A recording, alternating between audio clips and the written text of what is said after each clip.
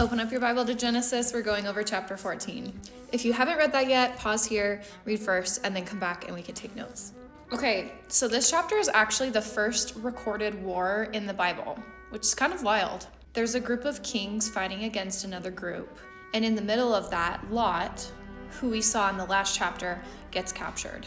So Abram hears about it, and this is kind of unexpected, but he goes after them with 318 of his own men, which is honestly not many compared to the multiple armies. And somehow Abram defeats them and rescues Lot and everything that was taken.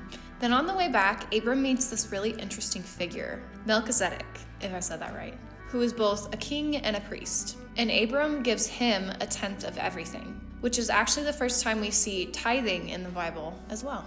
Then the king of Sodom offers Abram a reward, but Abram refuses to take anything. So there's a lot going on here, but one of the main things is Abram's character. He goes to rescue Lot not for power or gain, but just because it's the right thing to do.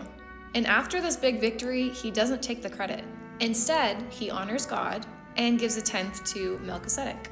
And then when the king of Sodom offers him wealth, Abram refuses, basically saying he doesn't want anyone to think his success came from anyone other than God. So it shows a really strong sense of integrity, like he's not trying to benefit from the situation. This chapter shows that what you do after success matters, just as much as how you get there. Abram had every reason to take the reward, but he chose not to because of what it represented.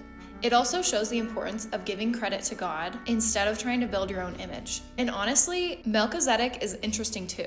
He kind of foreshadows a different type of priesthood that shows up later in the Bible. So this chapter isn't just about a battle. It's really about character, integrity, and where you place your trust. That's it for today. Check out the next post if you want to deep dive into the verses. See you in the next chapter.